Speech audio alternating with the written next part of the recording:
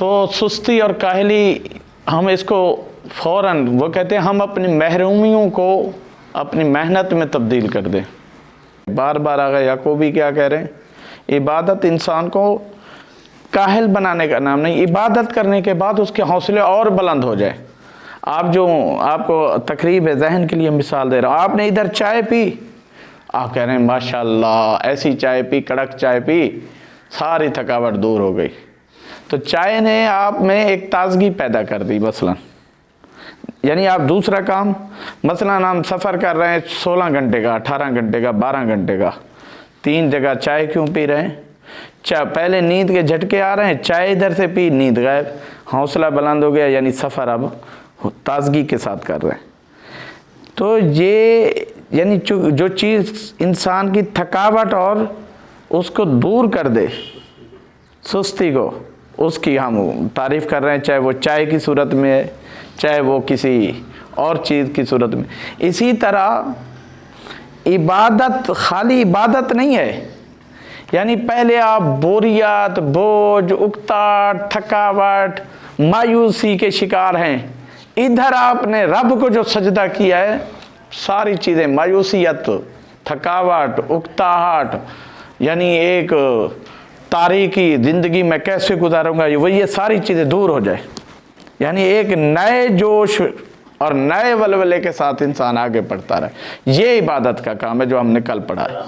وعلیکم السلام ورحمۃ اللہ وبرکاتہ۔ تو گویا نئے ولولے کے ساتھ ادھر ہم نے عبادت انجام دی تو نیا ولولہ، ادھر روزہ رکھا ابھی ماہ رمضان کے مہینے میں، بھوک و پیاس سے ہمیں خود ایک ولولہ پیدا ہو گیا، کیا؟ بھوک و پیاس کا احساس ہو، یعنی ہر ایک انسان کے بھوک اور پیاس کا احساس ہو، ہر ایک انسان، یعنی انسان جب یہ سوچتا ہے کہ میں اللہ کی رضا کے لیے حلال چیزیں چھوڑ سکتا ہوں، کیا اللہ کی رضا کے لیے حرام کام نہیں ترک کر سکتا؟ یہ نفس ہمارا بہت خطرناک چیز ہے واقعاً۔ جہاد اکبر کے لیے ابھی 40 ایئر یا 45 ایئر 45 سال کے بعد پتہ چلتا ہے واقعاً یہ جہاد اکبر ہے۔ یہ جہاد بن نفس، جہاد اکبر کیسے ہے؟ جتنا انسان تھوڑا وہ ہوگا، واقعاً ایک لڑائی کی کیفیت زیادہ ہوتی جاتی ہے اپنے ساتھ، واقعاً یہ خیال آتا ہے، وہ خیال، اس کے ساتھ یہ کر دو، وہ کر دو، بھائی میرے پاس یہ ہے، اور اپنے برائی کے خیال اور انسان کے، یہ واقعاً انسان کے لیے بہت بڑا عمل ہے کہ انسان اپنے نفس سے جنگ کرے۔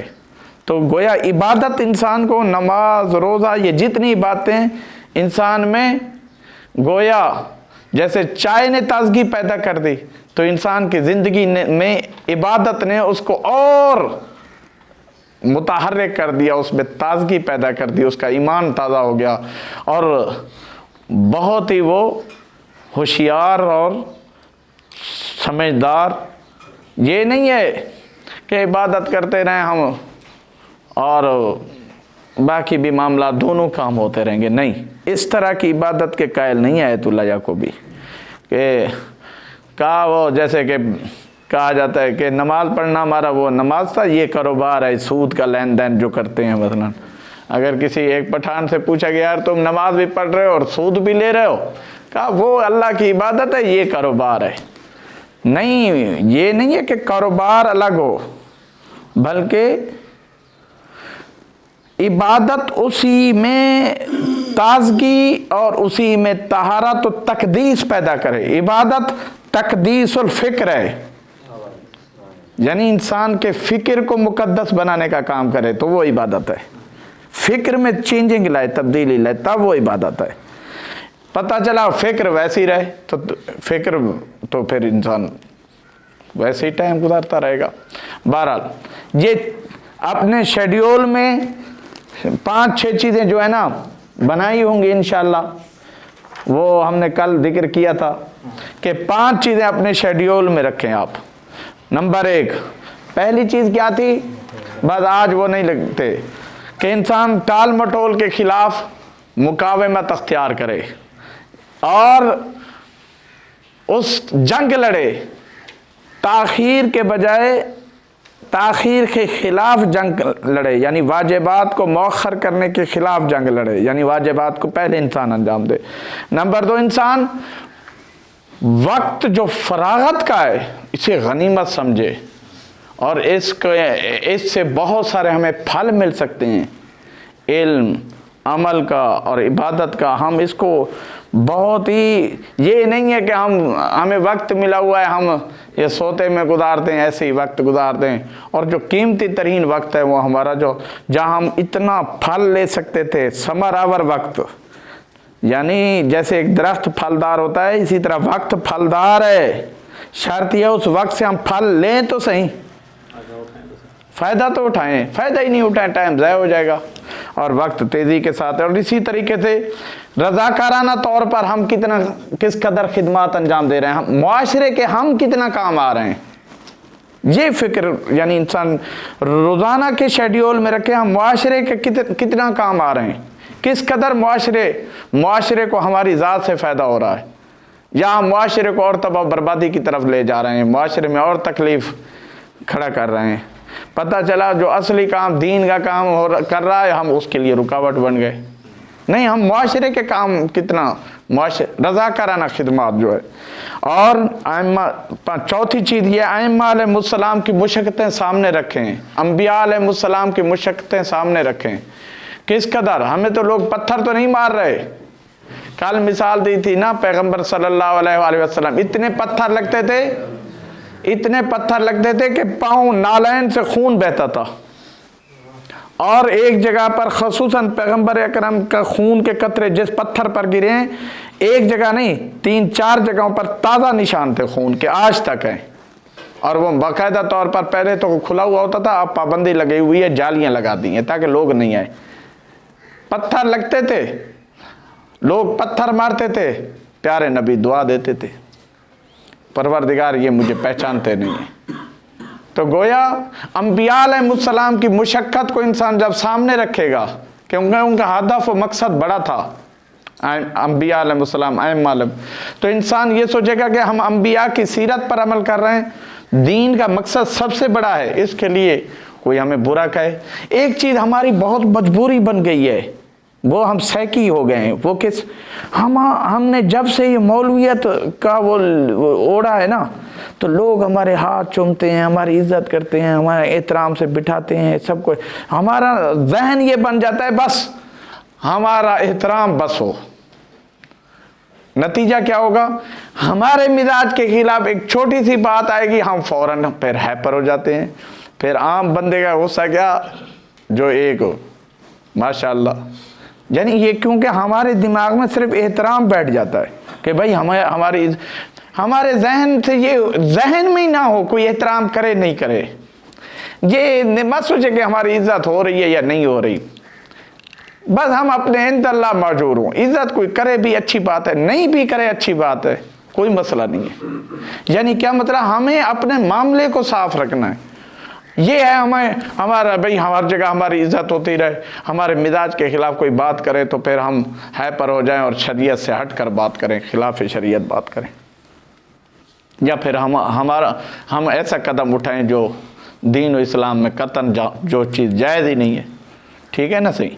بہرحال یہ شیڈیول وغیرہ آج اتنا ہی کافی ہے، جلدی سے بس عبارت پڑھتے ہیں، اور آج پھر اس کے بعد آپ کے لیے ایک ہدیہ چھوٹا سا ہے، اور یہ شہریہ نہیں ہے، ایک چھوٹا سا ہدیہ ہے۔ بسم اللہ الرحمن الرحیم وبہ نستعین وہو خیر معین۔ گفتگو ہماری ہو رہی تھی یعنی آغا شیخ یعقوبی کی فکر میں ایک نیا نکتہ، یعنی ان کی نگاہ میں ایک نیا نظریہ، آیت اللہ شیخ یعقوبی کا یعنی نیا نظریہ ہے، دوسرے نظریوں سے مختلف ہے۔ وہ کیا ہے نیا نظریہ؟ وہ نیا نظریہ ان کا یہ ہے کہ ہم خلاصہ جو کریں گے کہ ایک داخلی اور خارجی، یعنی ایک نیت اچھی ہونی چاہیے، دوسرا انسان ماحول کو ایسا بنائے کہ لوگ دیندار ہو جائیں۔ یہ نظریہ دینے کے بعد پھر آقا نے ایک چیز بتائی ہے، ایک اس نظریے میں جو جدید نظریہ ہے نا کہ انسان وعلیکم السلام. انسان ہدف کو سامنے رکھے اندرونی طور پر، سامنے ماحول کو سازگار کرنے کے لیے، اصل میں یہ عبادت کا جو نظریہ دیا ہے نا، یہ باقیوں سے مختلف ہے. یہ ایک عمل، زہد اور ثقافت اور عبادت کے درمیان ربط پیدا کرنے کا ذریعہ ہے. یعنی کیا مطلب؟ آپ کی نماز آپ کے روزگار کو عبادت بنا دے. یعنی یہ آغا یعقوبی کا نظریہ کیا ہے کہ آپ کی عبادت، جو آپ نے نماز پڑھی ہے، روزہ رکھا ہے، جو تعبدی کام جتنے کیے ہیں، آپ کے چلنے پھرنے، سونے جاگنے اٹھنے، ہر عمل کو عبادت بنا دے. یعنی یہ عبادت والا اصلی عبادت آپ کے ہر عمل کو عبادت بنا دے. یہ گہرا ربط ہے آغا کے نظریے میں، یہ بڑا اہم ہے. یعنی پھر انسان کا ہر عمل عبادت بن جائے. بس صحیح گرمی ہو رہی ہے. فرماتے ہیں ہذہ النظرۃ العمیقۃ، یہ جدید نظریہ اور جو عمیق ہے، گہرا ہے. جدید نظریہ یعنی آگے یعقوبی والا جدید نظریہ ہے. وہ جدید نظریہ کیا؟ عبادت حقیقت کس چیز کا نام ہے؟ انسان کی زندگی کو لوگوں سے کاٹ کے دینے کا نام عبادت نہیں ہے، بلکہ انسان کی خود پوری زندگی کو آباد کرنا، پوری زندگی کو، پوری حیات کو با مقصد بنانا، بلکہ ہر عمل کو عبادت بنانا، اس چیز کا نام ہے. یہ جو جدید نظریہ ہے، عمیق ہے. تعید التوازن بین الزہد والعمل، فرماتے ہیں یہ عمیق نظریہ توازن کو بحال رکھتی ہے، برقرار رکھتی ہے. کیا کرتی ہے؟ توازن کو. کہتے ہیں توازن آپ کا بگڑے نہیں.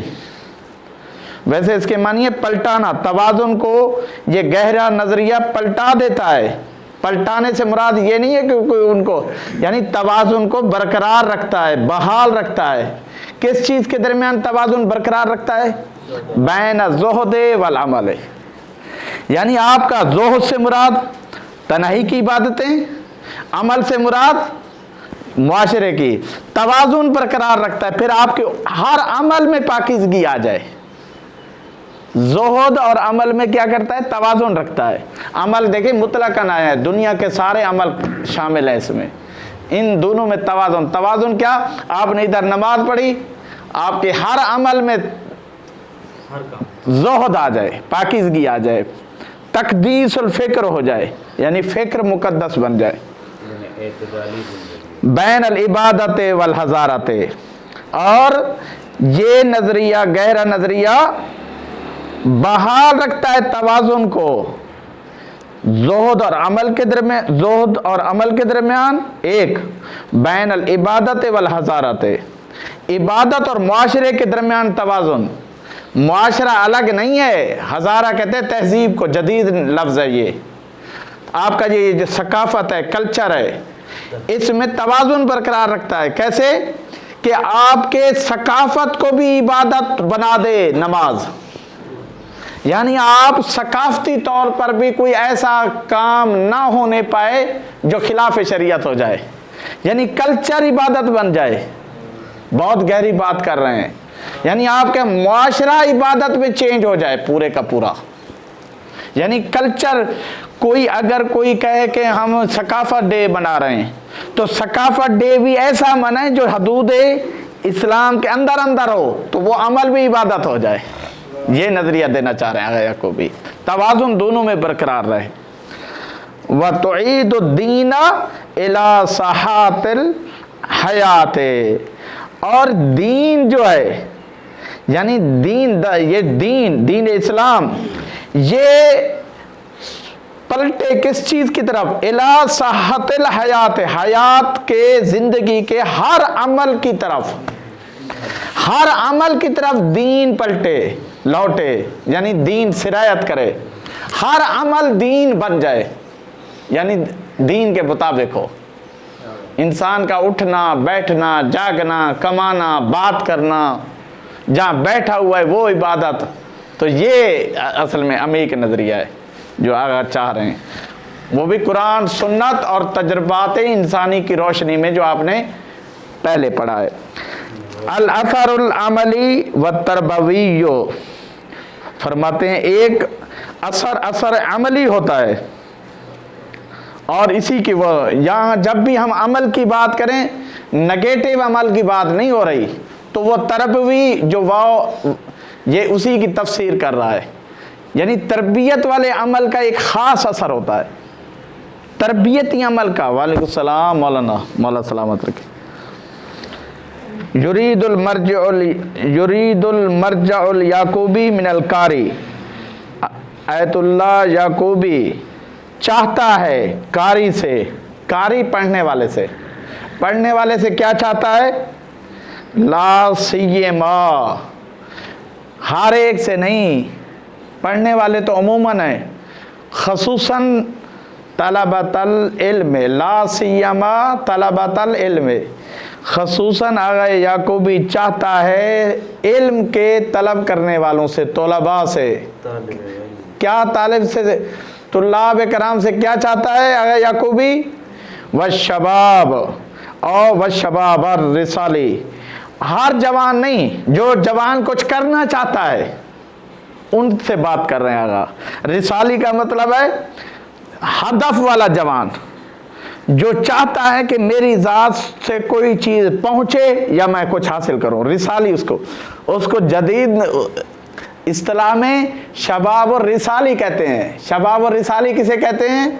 وہ جوان جو چاہتا ہے کچھ چیز میری ذات سے دوسرے تک پہنچے اور دوسرے کی ذات سے مجھ تک پہنچے، یعنی اچھی چیز جو میرے اندر ہے میرے ذات سے دوسرے تک پہنچے، اور دوسرے سے اچھی چیز میں حاصل کروں، یعنی تعلیم و تعلم، اسے کہتے ہیں شباب الرسالی۔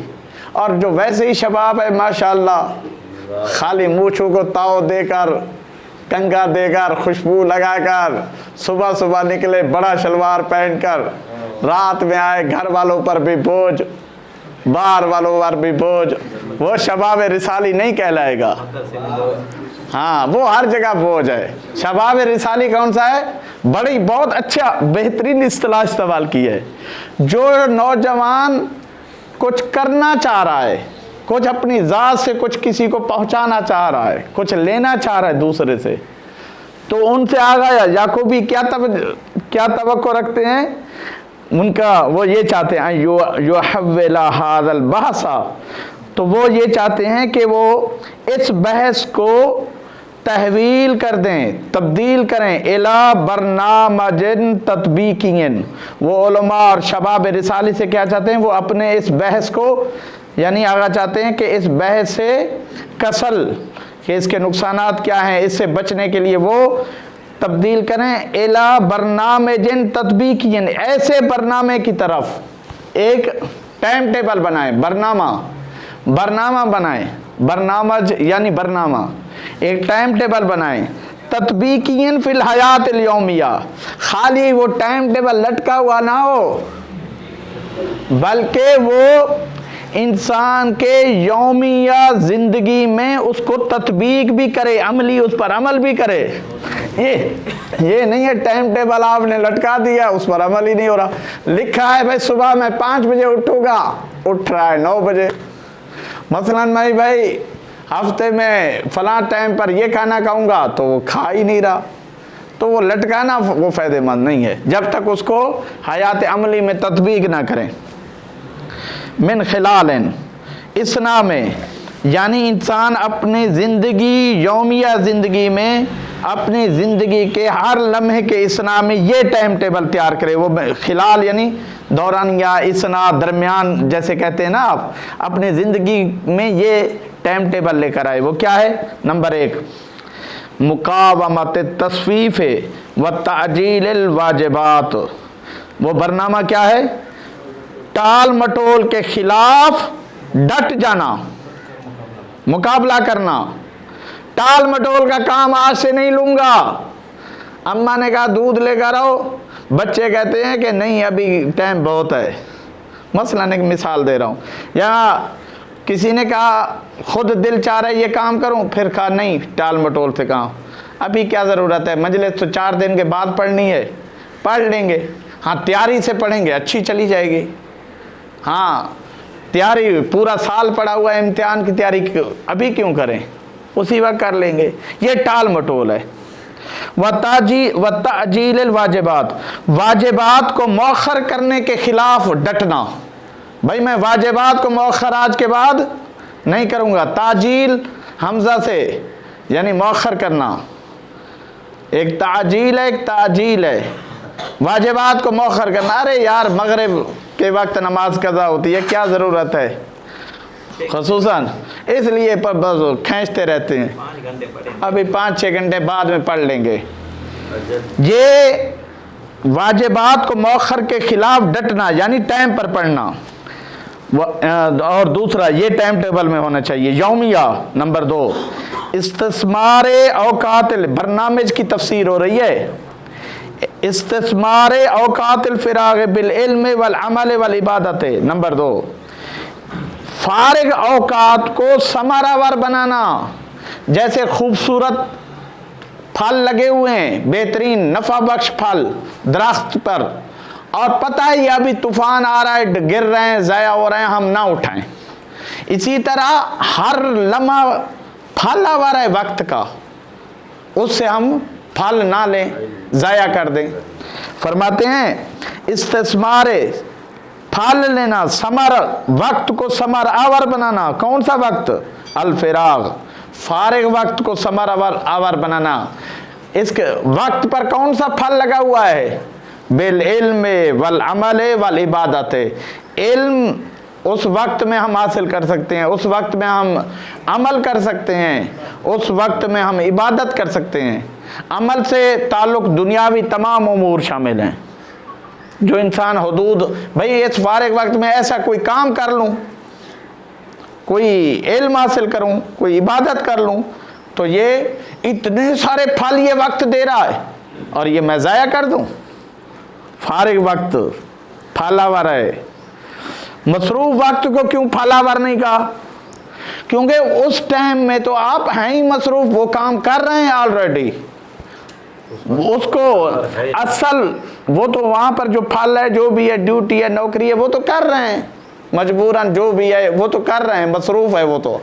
فارغ وقت آپ کا پھلاور ہے اصلی میں، ہم سمجھتے ہیں وہ وقت ہمارا کام کا ہے، وہ اہم ہے، نہیں، وہ ثمرآور نہیں ہے آپ کا، وہ تو آپ مجبوراً کر رہے ہیں، نوکری ہے، ڈیوٹی ہے، جو اصلی آپ کا قیمتی وقت کون سا ہے؟ پھلاور، پھل ملے، وہ آپ کا فرصت والا وقت۔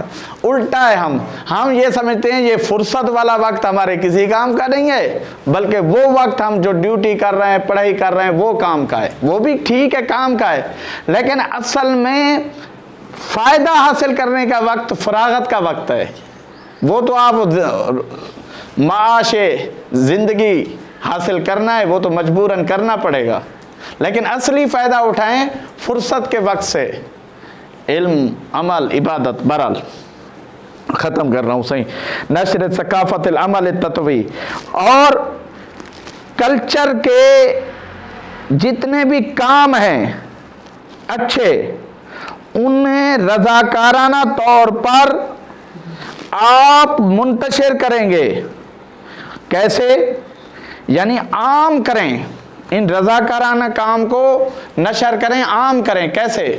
لوگوں میں سوچ بڑھ جائے لوگوں کی خدمت کرنے کا، یعنی اچھے کلچر کو ہمیں تشکیل دینا ہے، اس کو عام کرنا ہے، خوشی کے ساتھ ہر کوئی انجام دے۔ آپ دیکھ رہے ہیں تو رضاکارانہ طور پر پہلے اسکاؤٹس والے خود لائن لگی ہوئی ہوتی ہے، بچوں کی بھی ہمیں اسکاؤٹس میں، حالانکہ وہ تنخواہ دیتے ہیں کیا؟ نہ تنخواہ دیتے ہیں، نہ آ کر پروگرام سے شروع میں چھوٹے بچے بھی کھڑے ہوتے ہیں، رضاکارانہ، یعنی ان کے والدین چاہتے ہیں بچوں میں لوگوں کی خدمت کا جذبہ پیدا ہو، اور اس نیکی کے ثقافت میں اس کو اتنا نشر کرنا ہے، پھیلانا ہے، ہر بندہ خوشی سے اچھے عمل میں حصہ لے معاشرے میں۔ اور فرماتے ہیں والخدمت العامت، اور عمومی خدمات کو نشر کرنا ہے، یعنی 10 آدمی جو کر رہے ہیں انہیں اتنا پھیلائیں، 10 سے 100 بڑھ جائیں، 100 کر رہے ہیں اسے اتنا نشر کریں لوگوں کی خدمات کو 1000 ہو جائیں. اسے پھیلا دینے کی ضرورت ہے. یہ ٹائم ٹیبل میں شامل ہونا چاہیے انسان کی زندگی میں, پھر سستی تھوڑی آئے گی کاہلی. اور چوتھی چیز ٹائم ٹیبل میں یومیہ ٹائم ٹیبل میں ہونا چاہیے. وہ کیا ہے؟ استلہام سیر الائمۃ والانبیاء. انسان رہنمائی, استلہام ویسے الہام سے ہے نا, بات ذہن میں ڈالنا ہے. استلہام کہہ رہے ہیں باب استفعال کی وجہ سے رہنمائی کو طلب کرنا, یعنی جو صاحب الہام ہیں ہم ان سے رہنمائی طلب کر رہے ہیں. کس چیز کی؟ یعنی ائمہ کی سیرت سے رہنمائی طلب کرنا, انبیاء کی سیرت سے رہنمائی طلب کرنا. الذین کانوا قمماً, جو اچھا قمم کہتے ہیں جدید اصطلاح ہے, بلندی کی آخری حد کو قمم کہتے ہیں.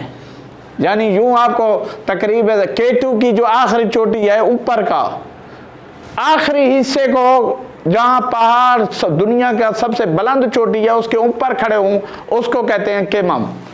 یعنی ائمہ علیہ السلام اور انبیاء علیہ السلام جو بلندیوں کے آخری چوٹی پر تھے, کس چیز میں؟